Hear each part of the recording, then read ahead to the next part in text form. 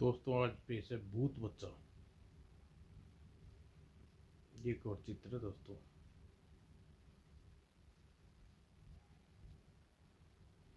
वजर जीवन में के कुछ दिन जीना चाहता है तो बता दे, भूत बच्चा का दिल तूने कहाँ छिपाया है, वरना भूत बच्चा तेरे जिस्म के टुकड़े टुकड़े जगह जगह छिपा देगा, तू 7 जन्म तक नहीं ढूंढ पाएगा।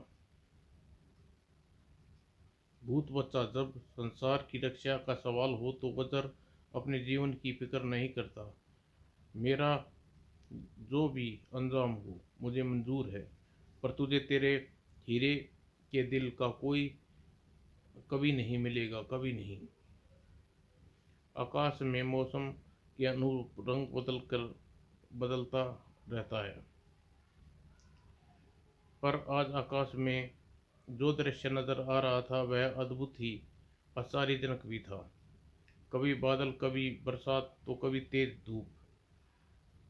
दिन रात की तरह चमकने वाले सितारे दिन में चमक रहे थे। टिमटमाते हुए सितारे सहन सहन धरती की ओर बढ़ रहे थे। धरती से कुछ ऊंचाई पर ठहर गए सितारे और उत्पन्न हुए एक एक तिलस्मी द्वार, और हर तारे से कूद पड़ी एक एक रहस्यमय आकृति। यह वह तारा मानवों के का निशाना, दुर्ग देश सम्राट दुर्योधन का महान महल। यही है राजा दुर्योधन का महल, जिसमें हमारी बात मानने से इनकार कर दिया। मिट्टी में मिला दो इसे। कांप उठा दुर्योधन इस खबर को सुनकर। सेनापति, जवान लड़खड़ा रही है यह स्वीकार करते हुए। यह सच है महाराज, तारामानवों ने अपनी धमकी को पूर्ण कर दी। उन्होंने महल पर आक्रमण कर दिया। मुकाबले की तैयारी करो सेनापति। बुलंद और दरिंदों का सामना हम मरते दम तक करेंगे। ये हमारे राज्य को नष्ट करना चाहते हैं। उससे पूर्व हम उसे दुनिया से उठा देंगे। चल पड़ी राजा दुर्योधन की फौज दरिंदों का सफाया करने। तारामानवों की टोली खूनी अट्टहास करने उठी। हा हा, तुम दुनिया हमें दुनिया से क्या उठाओगे, पहले ये दुनिया से उठ चुके हैं। बातों में समय व्यर्थ न गवा कर दाढ़ पड़ा दुर्योधन। आदेश मिलने भर की देर थी। सैनिकों के हथियार मचल उठे।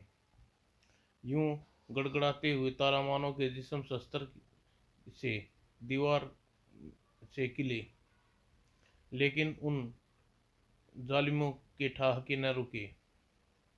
लगता है तुम भूल गए राजा दुर्योधन, हम मुर्दे हैं और मुर्दों पर हथियार मारो या 10, एक मारो या 10, कोई फर्क नहीं पड़ता।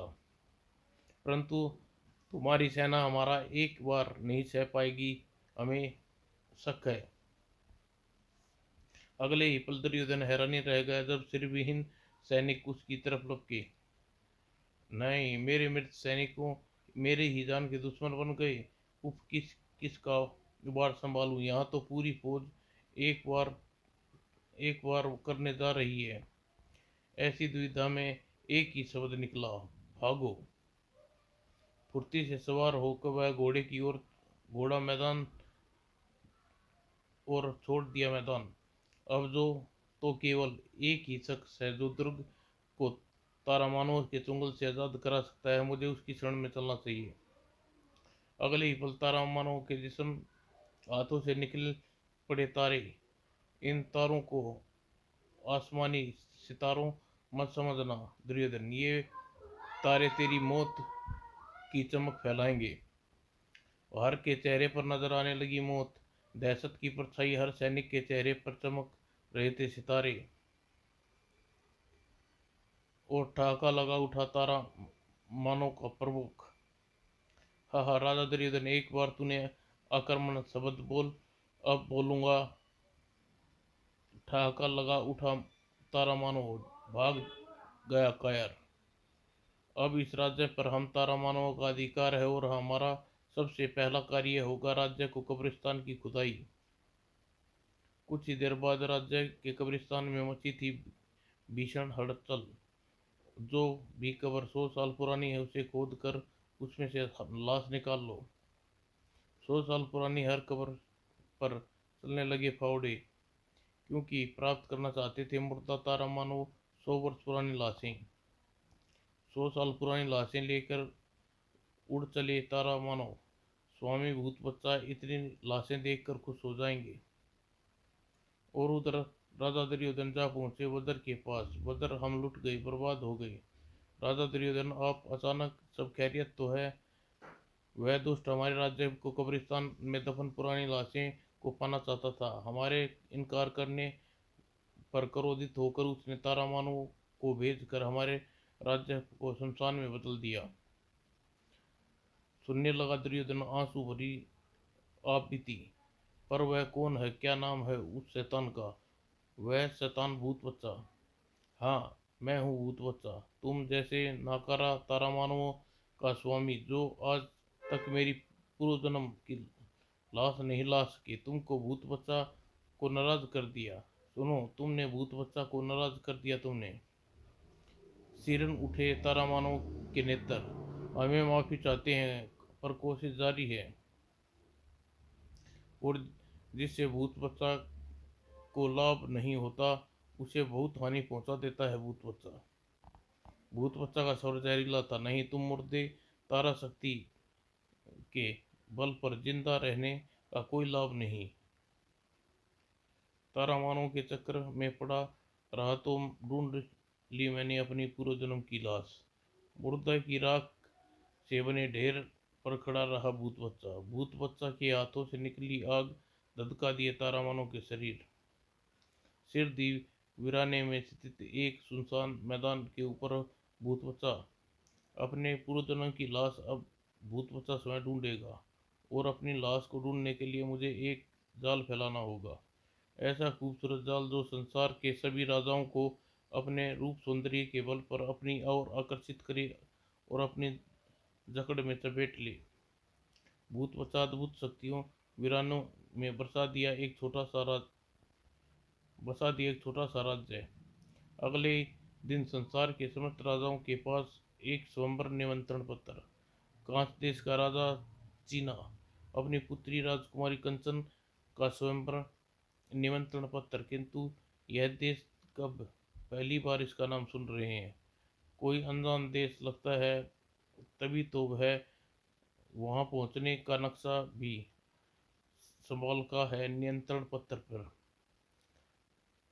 चाहे पाताल में ही क्यों न बसा हो कांचा देश, इस सुंदरी को पाने के लिए मैं वहां जाऊंगा। मैं वज्र के पास भी पहुंचा निमंत्रण पत्र। राजकुमारी कंचन आगे था राजा सूर्योदय। हम समय भी चलेंगे। वज्र, मुझे अपने राज्य की चिंता सता रही है और तुम है कि मेरी मदद करने की बजाय स्वयंवर में हिस्सा लेने जा रहे हो। तुम गलत समझ रहे हो दुर्योधन। मैं स्वयंवर में हिस्सा नहीं लेने जा रहा, बल्कि इसलिए जा रहा हूँ क्योंकि मुझे डर है जिस भूत बच्चा का शिकार हुए हो वह भूत बच्चा एक ही स्थान पर संसार के समस्त राजाओं को एकत्रित देख कहीं उन्हें नुकसान पहुंचाने की कोशिश न करे, समझे? दुर्योधन अपने कई शब्दों पर क्षमा मांग बैठा। ओह, माफ करना वज्र, मैं समझा था कि तुम विवाह की कामना लेकर स्वयंवर में जा रहे हो। कांचा महल के दरबार में एक संसार के समस्त देश के राजा उपस्थित थे। उनकी मुख्य निगाहें जमी थी सिंहासन पर वरमाला लिए खड़ी सुंदरी आदित्य प्रतिमा राजकुमारी कंचन पर। इसी पल सिंहासन पर खड़ा हुआ चीना। स्वयंवर में आए सभी मेहमानों का हम स्वागत करते हैं। जैसा कि आप जानते हैं, स्वयंवर में एक शर्त होती है जिसे पूर्ण करने आवश्यक होता है। उसी प्रकार स्वयंवर की शर्त यह तस्वीर। और चीना के शब्द सुने। यह तस्वीर 100 साल पुराने एक तांत्रिक की है। इसका नाम क्या है यह हम नहीं जानते, पर 100 साल पहले पूर्व तांत्रिक का रहस्यमय परिस्थिति से मारा गया और किसी राजा ने इसकी लाश अपने कब्रिस्तान में दफन कर दी। जो भी इस लाश को पता हमें बताएगा, राजकुमारी कंचना का हाथ थामने का हकदार होगा। वज्र के कानों में फुसफुसाहट भरी दुर्योधन ने। वज्र, एक बार फिर 100 साल पुरानी लाश की बात सामने आ रही है। मुझे मामला भूत बच्चा से संबंधित लगता है। मेरा भी यही विचार है, आगे देखते हैं क्या होता है। और आगे बढ़ा सुंदर नगर का राजा कुंद्रा, इस तांत्रिक की लाश मेरे राज्य में है। उसका इतना कहना था कि मानो गजब हो गया। और रोशनी एक तेज उसकी आंखों में चुंधी आ गई।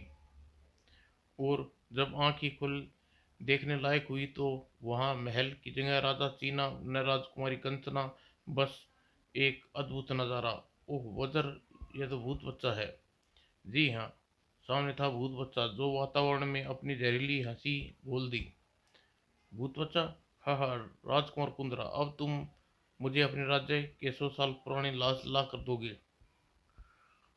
आश्चर्य से भरा राजा कुंद्रा का पुकार, नहीं भूत बच्चा, वह लाश तुम्हें हरगिज नहीं दे सकता। भूत बच्चा को जिस से लाभ नहीं होता उसे बहुत बड़ी हानि पहुंचाता है। भूत बच्चा, इसलिए इनकार मत कर। हाँ कर दे मूर्ख, वरना भूत बच्चा की मानसिक शस्त्र तेरी गर्दन उड़ा देंगे। और वज्र की मानसिक शक्ति ने पिंजरे के बाहर कर दिया आश्चर्यचकित भूत बच्चा। कौन हो तुम वज्र? पर वह लाश लाने से पहले मैं जानना चाहता हूँ तुम्हारा उस लाश से क्या संबंध है? भूत बच्चा, तेरे लिए लाश लेकर आऊंगा। एक जबरदस्त रहस्य खोला भूत बच्चे ने। वह लाश मेरे पूर्व जन्म की लाश है। बस इतना ही जान लो, बाकी तब बताऊंगा जब तुम लाश ले आओगे। ठीक है भूत बच्चा, मैं लाश लेकर आऊंगा, पर मेरी दो शर्तें हैं। पहले कि जब मैं वापस ना आऊँ तुम राजा को कुछ भी नहीं कहो। दूसरी, राजा कुंदरा भी मेरे साथ जाएंगे। मुझे तुम्हारी शर्त मंजूर है वज़र, पर एक बात ध्यान रखना, तुम्हारी जरा भी चालाकी इन सब की लाशें गिरा देगी। चल राजा कुंदरा के साथ वज़र। महाराज कुंदरा, यदि भूत बच्चा पूर्व जन्म की लाश वाकई आपके राज्य में है तो आप स्वयं ही उसके बारे में कुछ न जानते होगे। क्या आप बता सकते हैं वह लाश किसकी है और उससे ऐसी विशेषता जिसके भूत बच्चा लाश प्राप्त करना चाहता है? मुझे मजबूर मुझे तुम्हारी शर्त मंजूर है वज़रा, पर एक बात रखना, तुम्हारी लाश चालाकी इन लाश गिरा दे। तुम उस लाश के विषय में जानना चाहते हो तो वज़र सुनो। वह लाश हमारे दादा श्री गजा सिंह के जमाने के मशहूर तांत्रिक प्रेत नाथ की है। हमारे दादा श्री के दरबार में प्रेत बाबा की विशेष स्थान प्राप्त था। अनेकों उसकी अपनी शक्तियों से वह शत्रुओं को देवी विपताओं से राजा की रक्षा की। और प्रेत बाबा हर समय अपनी शक्तियां बढ़ाने के लिए अनुष्ठान करता, परंतु न जाने कोई न जानता था राजा का रक्षक प्रेत बाबा एक भक्षक बन चुका था, जिसका परिणाम था राज्य में जमा उच्च अन्याय, बच्चे गायब होना की घटना। महाराज बच्चों को अचानक गायब हो जाने की अत्यंत दुखी हैं। हम भी बहुत परेशान हैं सेनापति। तुम्हें फैसला किया कि इस हम सपन में पता लगाएंगे। उस रात के अंधेरा छाते ही एक रहस्यमय साया सड़क पर आ निकला और उसका निशाना था मासूम बच्चे राजा गजा सिंह। उस उस दिन जालिम के नसीब खराब था, इसलिए उसकी तलाश पर निकल चुके हमारे दादाजी। हाँ दोस्त, आज तू मेरे हाथों नहीं बच सकता। और साए के हाथ में बचा शस्त्र उठा। मेरे रास्ते से हट जाओ गज सिंह, मेरे आका मेरा इंतजार कर रहे होंगे। नहीं, मेरे लल्ला को मत ले जा दोस्त। दादा श्री ने शैतान का मुकाबला करना चाहा, तेरे हलक के से तेरे आका का नाम गुलवा कर लूंगा मैं। अपनी हर कोशिश नाकाम रहे गजा सिंह। राजा गजा सिंह, तेरे नसीब में मौत लिखी है। तेरी इजाजत नसीब में मौत लिख दूं ऐसी इजाजत नहीं है मुझे। शैतान का वह शक्तिशाली वार उसके होश उड़ा दिए और शैतान ले चला रोता बिलखता शिकार। कुछ देर बाद जब होश आया दादा श्री तो उसके दिमाग में था एक ही ख्याल, यह तंत्र मंत्र का मामला लगता है। अब पता केवल दुष्ट का प्रेत बाबा ही लगा सकता है। और तुरंत ही अगले ही पल प्रेत बाबा के तंत्र कक्ष में कदम रखा। प्रेत बाबा, कमीने, कमीने तो तू है वह शैतान जो बच्चों को चुरा कर अपनी बलि चढ़ाता है। गाजा सिंह, तूने मेरा राज जानकर बड़ी भूल की। कोकू, पकड़ ले इस बुड्ढे को। प्रेत बाबा के अधरों पर तैरने लगी भयानक खूनी मुस्कान। हा हा हा। गाजा सिंह, जानते हो हम तुम्हारे राज्य के बच्चे की बलि क्यों चढ़ा रहे हैं? क्योंकि मैं प्राप्त करना चाहता हूँ एक ऐसी अनोखी तांत्रिक शक्ति जिससे मुझे विश्व सम्राट बना सके। हिंसक शैतान आदेश पाते ही दादाजी पर टूट पड़ा। दर्द और घृणा भर गई राजा गदा सिंह के शब्दों में। आस्तीन के साहब, काश हमें पता होता हम शैतान को साधु समझकर अपने यहाँ शरण दे रहे हैं तो यह दिन कभी न देखना पड़ता। हा हा, यानी मुझे पहचानने में तुझे गलती हो गई। प्रेत बाबा हर गलती की एक सजा देता है, सिर्फ मौत। हमें मार कर तू भी नहीं बच पाएगा शैतान। मेरा बेटा सेना के साथ यहाँ पहुंचता ही होगा। जब तक आएगा तब तक यह अदृश्य शक्ति प्राप्त कर चुका हूँगा जिसे सामने तेरी सेना तो क्या संसार की समस्त सैन्य शक्ति तुच्छ है। कोकू, अब देर न कर, उतार दे बूढ़े की गर्दन। और इसी पल चमकी खड़क और उतार दी धड़ से शीश। हाँ, प्रेत बाबा का रास्ता रोकने चला था मूर्ख। बलि को तैयार कर कोकू। मगर बच्चे वहाँ कहाँ था? कोकू, वह बालक कहाँ गया? स्वामी, लगता है मौके का लाभ उठाकर भाग गया। मैं दूसरी बलि लाता हूँ। नहीं कोकू, तब तक बलि का वक्त टल जाएगा। अब सिर्फ एक ही उपाय है। उपाय सुनकर सिर उठा कोकू। देर मत कोकू, प्रेत बाबा अपने जीवन दांव पर लगा रहा है। तुम काँप रहे हो? यह मुझसे नहीं होगा। कोकू खड़ग उठाई। मैं जानता हूँ आका कि आपकी मौत के बाद मेरा अस्तित्व समाप्त हो जाएगा। फिर भी आपकी आज्ञा मानने के लिए मैं आपके शब्दों में से बंधा हूँ। कोकू, मेरी मौत के बाद शैतान देव की मूर्ति एक किरण निकलेगी जो मेरे दिल और हीरे का बना देगी। और अगले जन्म में मैं अपनी लाश ढूंढ कर उस हीरे के दिल को प्राप्त कर विश्व विजेता बन जाऊंगा। आप महान हो, विश्व सम्राट बनने की इच्छा लेकर अपने जीवन का अर्पण कर रहे हुए। और फिर कोकू ने पूर्ण किया अपने आका का आदेश। खच। और फिर प्रेत बाधा की अंतिम हिचकी निकली, धुआं बनकर गायब हो गया कोकू। और बलि पाकर मूर्ति ने समाया। शैतान खुश हो गया और किरण छोड़ी उसने। लाश के दिल बन गया हीरे का। ओह, हीरे का दिल लाश ही था, लाश में ही था, अतः कोई जान न सका उसके बारे में। और कुछ देर बाद में पिताजी सैनिकों के साथ कक्ष में प्रवेश किया। पिताजी, ओह! शोक में डूबे पिताजी अचानक शैतान की मूर्ति आ गिरी और नजर आया बच्चा, वह बच्चा जिसे प्रेत बाबा का शैतान उठा ले गया था। अरे बच्चा कौन है? उआ उआ उआ उआ। और फिर बच्चे ने उस शैतान के वार्तालाप का एक एक शब्द कह डाला, चौंका देने वाला था। महाराज, मैंने स्वयं प्रेत बाबा के कहते सुना था। उसकी मौत के बाद शैतान देव की मूर्ति से निकली किरणें उसके लाश का दिल का हीरे का बन गया जिसके बल पर अगले जन्म में वह विश्व सम्राट बन सकेगा। सोचने के अंदाज में सिकड़ गई पिताजी की आंखें। क्या सचमुच ऐसा हो सकता है? अगर ऐसा हुआ तो यह अगले जन्म में अपनी लाश से हीरा निकालने आएगा। हाँ महाराज, मैंने प्रेत बाबा को कहते सुना था। उसकी मौत के बाद शैतान देव की मूर्ति से निकलने वाली किरण लाश के दिल हीरे का बना दिया जिसके बल पर वह अगले जन्म में विश्व सम्राट बनेगा। क्योंकि यह दुष्ट प्रेत बाबा की लाश अपने पिता की लाश के साथ दफन करूंगा और मेरे आने वाली पीढ़ी कभी उस शैतान के दुष्ट प्रेत आत्मा की लाश प्राप्त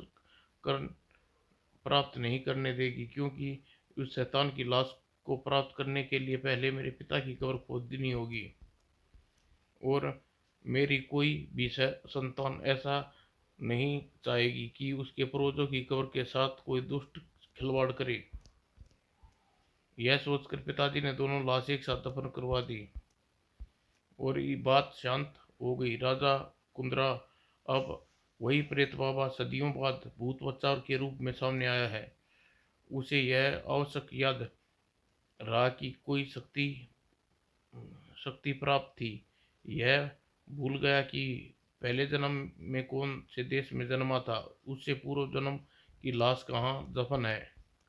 तभी उसने स्वयंवर का ढोंग रचाकर राजाओं को एक स्थान पर बुला कर एकत्रित अपनी चाल कामयाब रहा है। पर मैं उसे कामयाब नहीं होने दूंगा। क्या मतलब? उसे पूर्व जन्म की लाश नहीं दोगे? दूंगा, सिर्फ लाश, न कि लाश में समाया हीरे का दिल। भूत बच्चा अपनी मानसिक दृष्टि से देख रहा दोनों। तो तू वजर मुझे धोखेबाजी करने पर ठान चुका है। भूत बच्चा का मानसिक प्रहार, और अब धोखेबाजी की सजा उसके साथ राजाओं के हाथों मिलेगी। और इधर उधर कुंदा कब्र के बाहर निकल चुके थे प्रेत बाबा की लाश। जम गए राजाओं के चेहरे, सितारे, और विदर की सेना तैयार हो चुकी थी। मेरे पिता जी की लाश के साथ प्रेत बाबा की लाश को भी मसाल लगाकर मसाला लगाकर रखा था, इसलिए लाशें अभी तक जो की तो हैं। लाश की छाती फाड़कर इसे हीरे का दिल निकाल लो कुंद्रा। और कुंद्रा ने हाथ में तलवार बाबा की लाश से सीने को चीर दिया और उसने ऊपर उठाया। सितारों द्वार खुले और उसमें कूद पड़े तारावानों की फौज। और राजा कुंद्रा के शरीर में धसे अनेक शस्त्र। और फुर्ती से पलटा वज्र। भूत बच्चा, हाँ भूत बच्चा, तुझे कहा था कि का तूने जो लाभ भूत बच्चा, तुमने कहा था मुझे जो लाभ नहीं पहुंचाता उसे बहुत हानि पहुंचाता हूँ। भूत बच्चा की मानसिक प्रहार और तेजी से बिखर गया, टुकड़े टुकड़े हो गया। प्रेत बाबा की लाश पर बिखरा वज्र, तांत्रिक हाथ इसकी छाती में धंसते चले गए।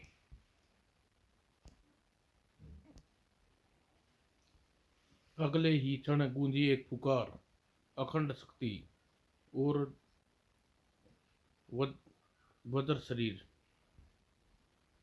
अपने वज्र को हाथ में सूर्य चमकते हीरे का दिल। भूत बच्चा, तूने इसी हीरे के दिल की तलाश थी न?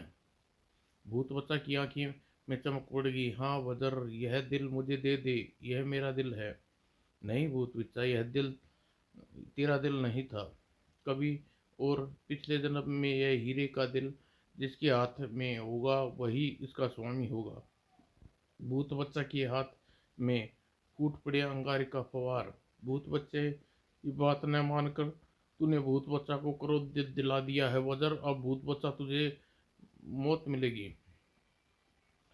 हवा में उछल कर बचा वज्र।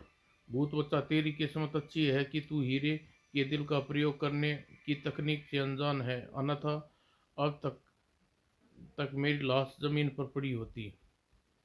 पर तेरे लिए मेरी ठोकर काफी होगी। एक ठोकर से भूत बच्चा कई फीट उछला। और भूत बच्चा कोई कच्चा खिलाड़ी नहीं था वज्र।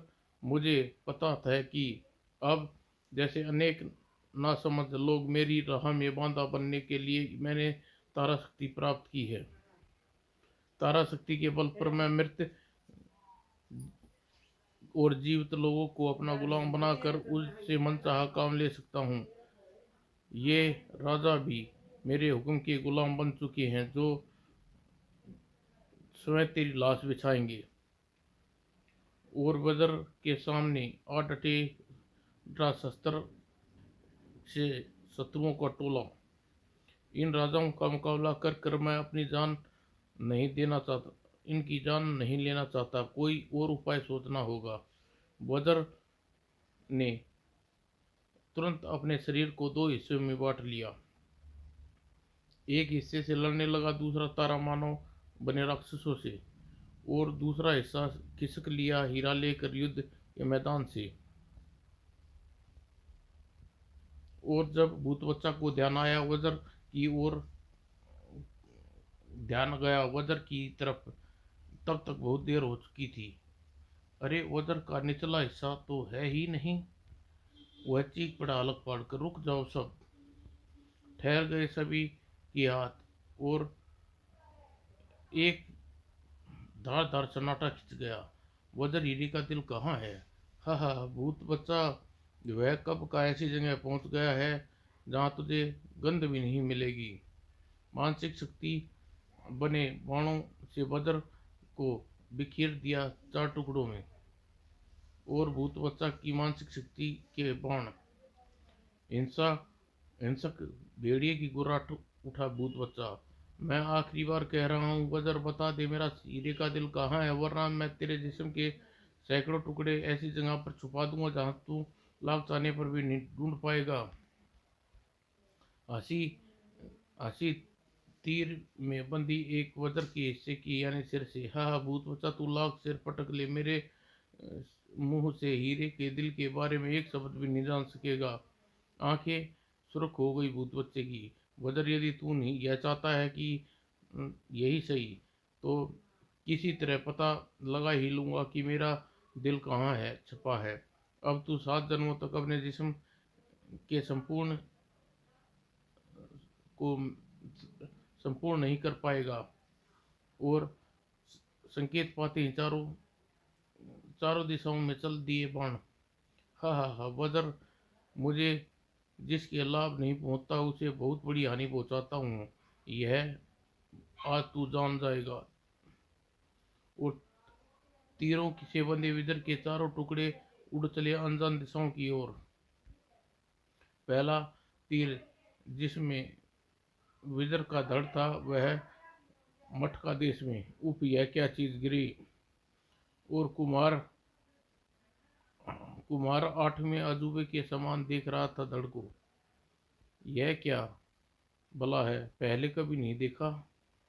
और अगले ही पल बोल, वज्र का धड़, यह कौन सा देश है भाई। और धड़ के बोलते देख कुमार की आंखें दहशत के भाव जाग उठे। भूत भूत।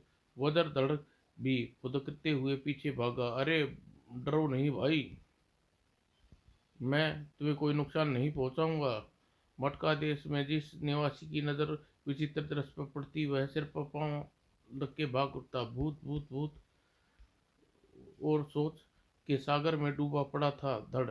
उफ, अब मैं इन लोगों को कैसे समझाऊं, मैं भूत नहीं हूँ। उसी पल उस पर आ गिरा एक जाल, और जाल की कैद में घसीटता चला गया धड़। हमारे राज्य में अशांति फैलाने वाले भूत हम महाराज बेधड़ राज सजा देंगी। और 2 तीर जिसने बिंदे वज्र के हाथ जा गिरे गहरे समुद्र में। समुद्र में गिरते ही तीर गायब हो गई। सागर की मछलियां हाथ खाने की सोच समझकर उसकी ओर झपटी, और उसकी छूट गए हाथों के बंधन, और वज्र के हाथों को दबोच लिया मछली ने।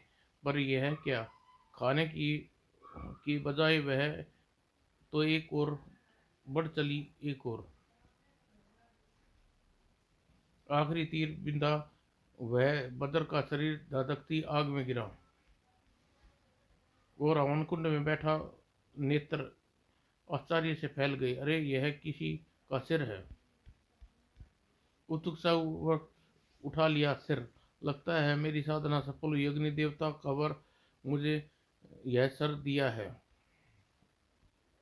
अब मैं इस सिर को लेकर सीधा गुरुजी के पास पहुंचूंगा। वे मुझे अपना निकम्मा शिष्य मानते थे, लेकिन वह देखेंगे अग्नि देवता ने मुझे शक्ति दी है, मुझे काबिलियत पर यकीन हो जाएगा।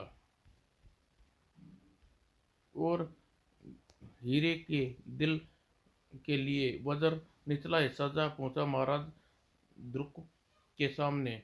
वज्र का प्रणाम स्वीकार करिए महाराज। वज्र, तुम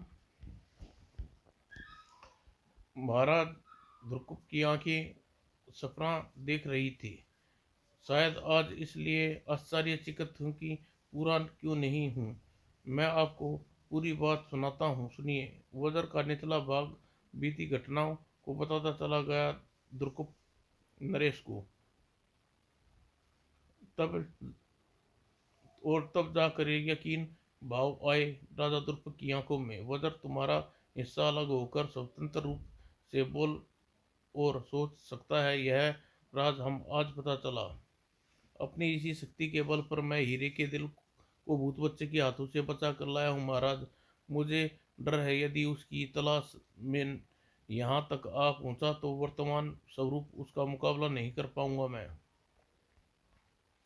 अतः आप हीरे के दिल को किसी ऐसी जगह छिपा दे जहाँ भूत बच्चा की छाया भी न पड़ सके। राजा द्रुपद ने उठा लिया हीरे का दिल। यह दिल मैं अपने तपस्वी भाई अमर शक्ति के पास पहुंचा देता हूँ। वज्र मेरे जान कुर्बान कर देगा, हीरे के दिल किसी को नहीं जाने देगा। चल पड़ा वज्र का शरीर का निचला हिस्सा अपने शरीर की खोज में। मुझे चलना चाहिए जहाँ भूत बच्चा मेरे बीच युद्ध चल रहा था। धन्यवाद, अब मैं चलता हूँ, अपने बाकी हिस्से की फिक्र सता रही है। उधर भूत बच्चा की निगाहें में आग भरी हुई थी। वज्र का आधा शरीर हीरे के दिल को लेकर भाग गया, जरूर गया। वह मेरी नज़रों से छुपा नहीं रहेगा। बस एक बार हीरे का दिल मेरी हाथों में आ जाए, फिर मैं उसे मौत की ऐसी सजा होगी जैसी आज तक किसी को नहीं हुई। पृथ्वी का एक एक हिस्से में अपनी मानसिक शक्ति के चित्रपट भांति उसकी आंखों के आगे गुजर रहा था। और उधर राजा द्रुपद सौंप चुके हीरे के दिल को अमर शक्ति के संरक्षण में। भाई अमर शक्ति, चाहे जो भी हो जाए, तुम्हें यह दिल की रक्षा करनी है। यह हमारे मान सम्मान का प्रश्न है। किंतु जिसके दिव्य शक्ति आंख जहाँ बच्चे का दृश्य है। अमर शक्ति ने ली कसम, मुझे तुम्हारी कसम भैया, जब तक मेरी जान में जान है कोई छू भी नहीं सकता। आप निश्चिंत होकर लौट जाइए। अमर शक्ति के हाथ। अमर शक्ति, जब तेरी जिंदा रहते भूत बच्चा प्राप्त करेगा तुझसे अपना दिल। और उड़ चला भूत बच्चा। यह पर यह समझ में नहीं आ रहा वह हीरे का दिल वज्र की बजाय अमर शक्ति के हाथों में कैसे पहुंच गया। और उधर वज्र का धड़ लेकर मटका देश का राजा बेद बेदलराज की आंखों में आश्चर्य से फैल गया। कैसी विचित्र लगने वाली चीज है गुरुदेव। यह तो चीज सावन जो बदनसीबी हमारे देश में लोगों के पास नहीं, यानी यह धड़ है। और यह नाम सुनकर नाच उठा बेदड़राज। धड़, यह धड़ है। हमने सुना था कि संसार में सभी लोगों के पास धड़ होता है गुरुदेव। आप लोग कई शक्ति के स्वामी हैं, उसकी शक्ति से यह धड़ मुझे लगा दीजिए। नहीं राजन, यह प्रगति के खिलाफ होगा। विधाता ने शरीर बे शरीर बेधड़ ही बनाया है, ऐसा ही रहने दीजिए। और बेधड़ जिद पर उतर आया। नहीं गुरुदेव, यह धड़ अवश्य मुझे लगाइए।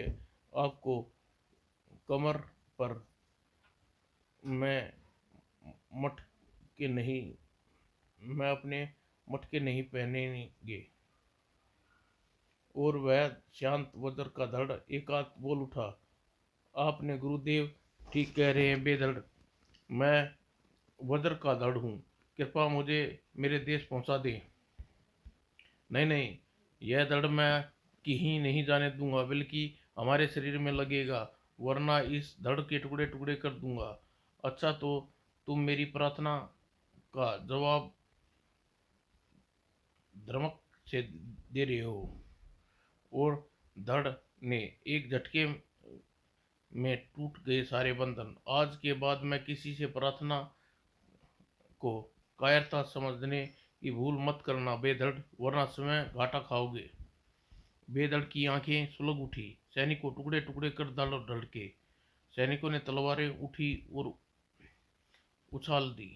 बेधड़, मैं चाहूं तो तुम्हारे सैनिकों को मौत के घाट उतार सकता हूं, पर ऐसा करना अत्याचार होगा, क्योंकि व्रत आचार मिटता व्रत अत्याचार मिटाता है, करता नहीं।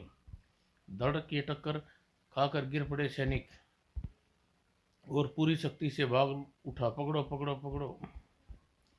उधर अमर शक्ति के नेत्र लहू लुहान होने लगी। हैरानी की खेती। तुम? सामने भूत बच्चे को देखकर आश्चर्य भरी उसकी आंखें। हाँ अमर शक्ति, मैं। मुझे हीरे का दिल चाहिए जो तेरे हाथ में है। तू दिल का क्या करेगा बच्चे? घर जा, तेरी उम्र दिल हथियाने की नहीं है। तू जानता नहीं अमर शक्ति है, इस समय तू संसार के भावी सम्राट के सामने खड़ा है। इज्जत से बोल, वरना तेरी गर्दन जुदा कर दी जाएगी। अच्छा सम्राट, नन्हे मुन्ने राजा, बेटा जी, आपकी उम्र दिल से खेलने की नहीं है, सो जाओ यहाँ से। ठीक है, बहुत हो गई इज्जत, भाग जा यहाँ से, वरना चप्पे लपेट दूंगा। अब तुम मुझे मारकर ही हासिल करना होगा मुझे यह दिल। ये हरी तरंगे तेरी सांसें को तेरे गले से नीचे नहीं उतरने देगी। अमर शक्ति, तेरे शब्द की नियत साफ बता रही है, तू मुझे हीरे का दिल ऐसे नहीं देगा। तेरी यह हरकतें अमर शक्ति के आगे बच्चे का खेल है। अमर शक्ति पल भर में ही न लगाया वो हाथ को चूर्ण बनाने में। भूत बच्चा के होठों पर क्रोधों से अधिकता फुदक उठे। अमर शक्ति, तेरी इस हरकत का मतलब तू भूत बच्चा का लाभ नहीं पहुंचा सकता। भूत बच्चा को लाभ नहीं पहुंचाता, भूत बच्चा उसे बड़ी हानि पहुंचाता है। अड़बड़ा कर रह गया दिल, हीरे का दिल। अमर शक्ति, मुझे हानि पहुंचाकर सबसे बड़ी हानि तो अब तू स्वयं उठाएगा भूत बच्चा, क्योंकि मेरी मौत के बाद तेरे पेट में रखी हर वस्तु नष्ट हो जाएगी, चाहे हीरे का दिल हो या पत्थर का। भूत बच्चा पहली बार घबराया क्या? हाँ भूत बच्चा, अगर तू सचमुच हीरे का दिल पाना चाहता है तो वज्र को मेरे सामने लाकर खड़ा कर दे। नहीं, ऐसा नहीं हो सकता। वज्र के जिस्म के टुकड़े न जाने कहाँ कहाँ कर गिरे होंगे। झूठ मत बोल भूत बच्चा, मैं जानता हूँ तुम्हारी मानसिक शक्तियाँ के लिए यह कार्य मुश्किल जरूर है, लेकिन असंभव नहीं। जाओ वज्र को ले आओ, और ध्यान रखना अपनी पाचन शक्ति को मैं एक दिन ही रोके रख सकता हूँ। नहीं नहीं, मैं कल सूर्य डूबने से पहले वज्र को लाने की कोशिश करूंगा। कल तक वज्र नहीं आया तो हीरे का दिल मेरे पेट की पाचन शक्ति में पचकर हजम हो जाएगा। भूत बच्चा चल दिया वज्र को खोजने, और वज्र के हाथ वह मछली जा पहुंची थी मत्स्य देश। महल में प्रवेश कर वह देखते ही देखते बन गई अद्भुत सुंदरी। हाथों को लेकर चौंक उठे मत्सराज। यह क्या पुत्री, किसके हाथ है ये? मैं स्वयं नहीं जानती पिताजी, यह जल क्रीड़ियां कर रही थी, तभी मुझे यह दो हाथ जल में गिरते दिखे। हाथों को पहचान गए मत्स्य गुरु की आंखें। महाराज, ये हाथ तो पृथ्वी के रक्षक वज्र के हैं, इन अपने देश से बाहर फेंकना अन्यथा अनर्थ हो जाएगा। हमने विश्वास नहीं हो रहा गुरुदेव, मानवता का रक्षक के हाथ पूरे राज्य पूजा करने की जगह आप इसे अपमानित करने का हुक्म दे रहे हैं। हाँ राजन, क्योंकि हम अपनी अलौकिक शक्ति से भूत बच्चे कोई उस मुसीबत को देख रहे हैं जो इन्हें तलाश करता इधर ही आ रहा है। आ नहीं रहा भूत बच्चा, बल्कि आ गया मत्स्य गुरु। भूत बच्चा क्या कहर भरे बोला, लाओ मत्सराज, वे हाथ मुझे दे दो। नहीं भूत बच्चा, यह हाथ हाथ नहीं लगेंगे, यह वज्र के हैं, उसी को सौंप दूंगा। भूत बच्चा क्रोध में भड़कने काफी था यह इनकार। भूत बच्चा, इनकार करने की सजा केवल मौत है मत्सराज। और मथराज पलक झपकते ही मौत के मुंह में खड़े थे। मैं चाहूं तो यह अग्नि चक्कर तेरा जान भी ले सकता है मथराज, पर नहीं, मुझे तेरी जान नहीं, वह हाथ चाहिए। मेरे जाने के बाद ये अग्निचक्र तुम्हें आज़ाद कर देंगे। मथराज की कैद में छोड़ गया भूत बच्चा, मगर वज्र के सिर को अग्नि देवता का वरदान समझकर अपने गुरु को दिखाने के लिए आश्रम में भागा जा रहा था। वह युवक अचानक उसके चेहरे पर तैरने लगी आश्चर्य। कौन हो तुम? सामने खड़ा था भूत बच्चा। तेरे सिर तेरी साधना की समानता का प्रतीक नहीं, यह वज्र का सिर है जिसे मैं तलाश रहा हूँ। मैं अपनी मानसिक शक्तियों से जान लिया कि तुम इसे लेकर यहीं आओगे। पूरी शक्ति से चीखा युवक। नहीं, झूठ बोल रही हो तुम। हो सकता है मैं झूठ बोल रहा हूँ, पर तुम्हारे हाथ में जो सिर है वह तो झूठ नहीं बोलेगा। इससे पूछो। और युवक ने पूछने से पूर्व ही बोल उठा, वज्र का सिर। हाँ युवक, इस दुष्ट ने एक एक शब्द सत्य है। वज्र का सिर हूँ। और युवक अपने होश संभालने से पहले न खड़ा रहा। ओह नहीं! और वज्र का सिर उठा लिया भूत बच्चा ने। वज्र, तेरा किस्मत बहुत अच्छी है। तुझे तोड़ने वाला भूत बच्चा स्वयं तुझसे जोड़ने के लिए टुकड़े टुकड़े ढूंढता फिर रहा है, वरना भूत बच्चा किसी को हानि पहुंचाता है, कभी लाभ नहीं पहुंचाता। वज्र इतना जानता है कि पापी भूत बच्चा तेरे कारणवश मैंने जो धुन सवार हुई है, न जाने पर कारण क्या है यह जान नहीं सका। और उधर वज्र का धड़ खतरे में पड़ा था। उफ! उछलते उछलते सांस फूलने लगी। यह सैनिक में हाथ धो के पीछे पड़े हैं। अचानक ही सैनिक की एक टुकड़ी सामने आ धमकी, पकड़ लो इस धड़ को। और तंग होने लगे सैनिका का घेरा। अब खैर नहीं बच्चू, तुझे धड़ राजा बेधड़ को पास ले जाएंगे। इसी पल हवा में सनसनाई आकर थी। आखिर मैंने ढूंढ लिया उधर का धड़। भूत बच्चा सैनिकों के चेहरे पर नाच उठा आश्चर्य। यह कौन है? जान खैरियत चाहते तो भागो यहाँ से। क्यों भागो? और दिल में भय का तूफान लिए मैदान से भाग निकले। भागो!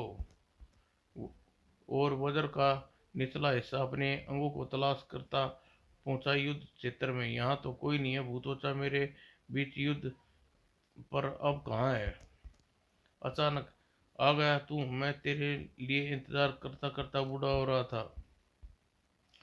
भयानक हूँ मैं। तेरे आका भूत बच्चा ने मुझे मत्स्य देश जाने से पहले यहाँ इसलिए छोड़ा था ताकि तुम यहाँ आओ तो मैं तुम्हें कैद कर लूँ। पर तेरा आका भूत बच्चा मत्स्य देश क्यों गया है? सम समझता नहीं यार। वह तेरे हाथ पड़े हैं, उसे लाने गया है। उसके बाद तेरे धड़ को लेने मटका देश की ओर, फिर तेरे सिर को लेने तपोवन जाना। बातों ही बातों में भूत बच्चा की अमर शक्ति मिली राम कहानी कह डाली भयानका ने। असलियत जानकर धड़ के नित धड़ से निकलने वाले शब्द क्रोध के अंगारे में फट गए। भयानक, तूने यह आकर मेरे जिस्म की अंग अंग कहाँ है? बहुत बड़ी गलती की। अब मौत की घाट उतार कर मैं उन्हें तलाश कर अपना वास्तविक रूप प्राप्त कर लूँगा। और मेरे आका भी यही चाहते हैं कि तू बेकार की मेहनत क्यों करता है, क्योंकि तेरे आका वज्र का पूरा करने अमर शक्ति को देकर हीरे का दिल पाना चाहता है, जबकि मैं चाहता हूँ कि वज्र पूरा हो और मौत भूत बच्चे की हो।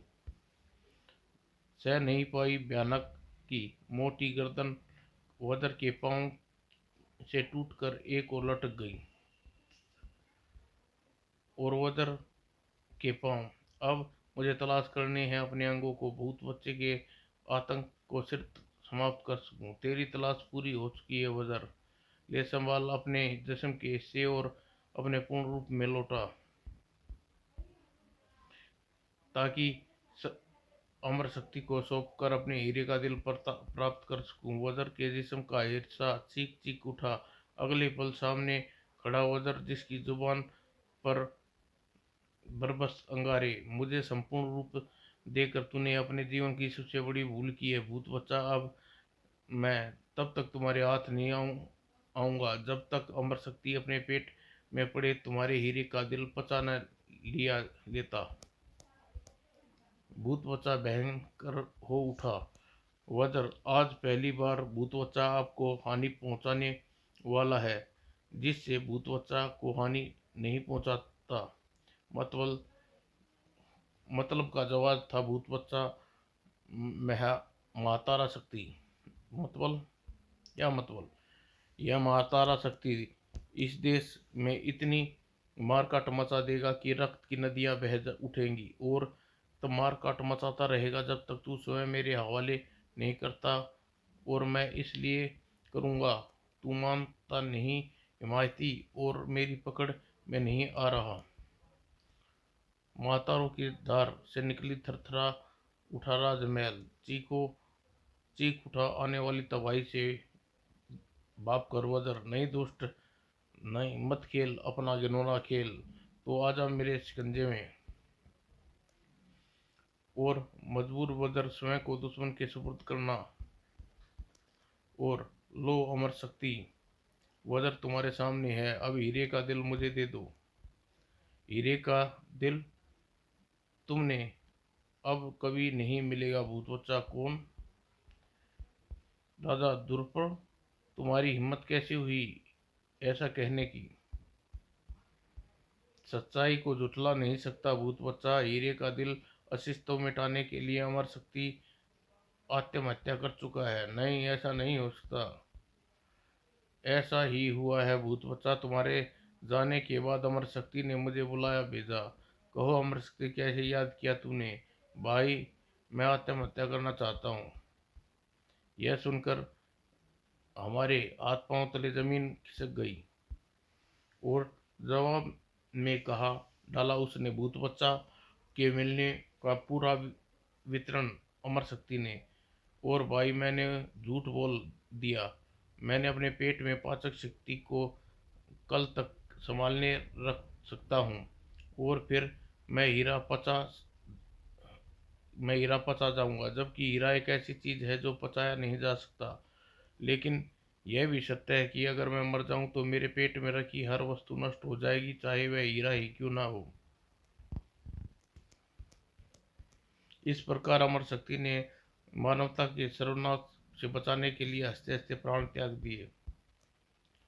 बात सुनकर आंखें भर आई थी मेरी। और तुम अपने आत्महत्या करना चाहते हो? वह हीरा का दिल जो तुम्हारे पेट में है तुम्हारी मौत के साथ नष्ट हो जाएगा। हाँ भैया, मानवता की रक्षा के लिए मुझे यह बलिदान देना होगा। हकीकत जानकर क्रोध से चीख उठा भूख बच्चा। वज्र, तेरे कारण मेरे पिछले जन्म की सारी मेहनत पर पानी फिर गया। मैं तुझे जिंदा नहीं छोड़ूंगा। बाल बाल बचो। मगर वह तो वज्र का विचलित करने के लिए सिर्फ दिखावा था। असली वार तो यह था भूत बच्चा का। वज्र, तेरे ऊपर गिरने वाले पहाड़ के टुकड़े तुझे नीचे दबाकर तेरा अस्तित्व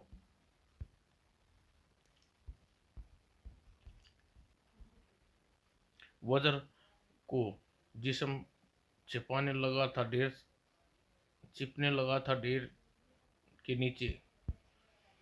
चीख उठा राजा द्रुपद की नजर नहीं आया वज्र। वज्र, तू नहीं मर सकता वज्र, मैं तुझे बचाऊंगा। तभी भूत बच्चा जमीन में पैदा कर दी दलदल। हा हा, वज्र की चिंता छोड़ अपनी जान की फिक्र कर द्रुपद। इस दलदल में मिलेगी तुझे एक भयानक मौत। वज्र बचाओ। और भूत बच्चा के कह के कांप गया सारा वातावरण। हा हा, किस प्रकार किसे पुकारा द्रुपद? वो कब का सुरक्षित आ चुका है, वह अब नहीं आएगा। इसी पल मानो तूफान सा बिजलियां सी कड़की, पहाड़ का सीना चीर कर बाहर निकला वज्र। भूत बच्चा, तेरे जीवन के अरमान पहाड़ों के इस ढेर की भांति चकनाचूर होंगे। चीखी जबरदस्त की बौछार वज्र के रास्ता रोकने के लिए बढ़ी। मानता हूँ वज्र कि तू बच गया, पर द्रुपद को मरने से नहीं बचा पाएगा। धरती पर टुकड़े पल भर में पुनः जुड़कर वज्र का रूप लेने लगे और चीख पड़ा, द्रुपद, अब तो एक ही रास्ता है और जल की यह तेज धार आगे लाती नहीं बढ़ने देगी। खड़ग शक्ति। जीवन की अंतिम सीढ़ी पर खड़ा द्रुपद थाम लिया उसने। यह मानवता का रक्षक वज्र, मैं तुम्हें नहीं छोड़ सकता। हमारी जान लेना भूत बच्चा के नसीब नहीं था महाराज। आप अपने जिस्म पर लगा कीचड़ साफ कीजिए महाराज, तब तक मैं भूत बच्चा से निपटता हूँ। भूत बच्चा की अंतिम मुकाबले के लिए तैयार था। वज्र, तू मुझसे क्या निपटेगा? निपटना तो मुझे तुझसे है और तू अब तेरी मौत का चक्रव्यूह में फंसेगा। कैसा चक्रव्यूह? और भूत बच्चा का चक्रव्यूह। ओह, यह क्या? मैं स्वयं को संभाल नहीं पा रहा। संभाल कैसे पाएगा वज्र? यह मेरा बनाया है कृत्रिम अंतरिक्ष। मैंने गुरुत्वाकर्षण शक्ति खत्म कर दी। अब तू शैतान खोपड़ी के मुख में जाकर मारा जाएगा। और शैतान खोपड़ी मुंह फाड़े हंस रही थी चुड़ैल की भांति। हा वज्र, तुझे खाकर अपनी भूख मिटाऊंगी। किंतु खाने को मिले वज्र के फौलादी घूसे। पहले तू दांत देख लूं, वज्र के जिस्म को चबा पाएगी या नहीं। टूटे दांत से भला चबाती हुए वज्र को दूसरी ओर निकले सब कुछ पहले जैसा लगा। इस गुरुत्वाकर्षण चक्रव्यूह से निकलने के लिए मुझे इस खोपड़ी के मुंह के पार जाना पड़ेगा। और तेरा चक्कर टूट गया भूत बच्चा। बोल, अब तेरा क्या असर करे? भूत बच्चा के स्वर पश्चाताप की भावना से भरा था। वज्र, तुमने मेरी हर शक्ति का मुंह तोड़ जवाब दिया है। मैं तुझसे हार मानता हूँ। अब वज्र हार गया, मुझे क्षमा कर दो। सब चौंके। क्या? भूत बच्चा की बात पर विश्वास नहीं हो रहा। मगर इस बात का क्या सबूत है कि तू सचमुच हारा हुआ मान रहा है? सबूत यह है कि तुम्हारे चरणों में गिरकर माफी मांग रहा हूँ। और यही तो चाल चली थी भूत बच्चा ने। माफी के बहाने वज्र के करीब जाना चाहता था ताकि उस पर तारा शक्ति का प्रहार कर सके। वज्र एक पल में समझ गया चाल। ओह, अगर इसे मैंने थाम लिया होता तो यह मेरी गर्दन उड़ा देता। अगले ही पल तीव्र झटका देकर महातारे को नीचे दबा दिया वज्र ने और नीचे भूत बच्चे की जान ले बैठा। भूत बच्चा, दुश्मन को धोखा देने में तू अवश्य सफल रहा। अफसोस कि तेरा दुश्मन मैं था जो हर पल सावधान रहता है। और भूत बच्चा की अंतिम चीख सुनकर, मुबारक हो वज्र, विजय तुम्हारी हुई। नहीं महाराज, इस वज्र का श्रेय अमर शक्ति को जाता है। यदि वह हीरे के दिल को अस्तित्व मिटाने के लिए प्राण न त्यागता तो भूत बच्चा मेरी जीत असंभव थी। समाप्त दोस्तों।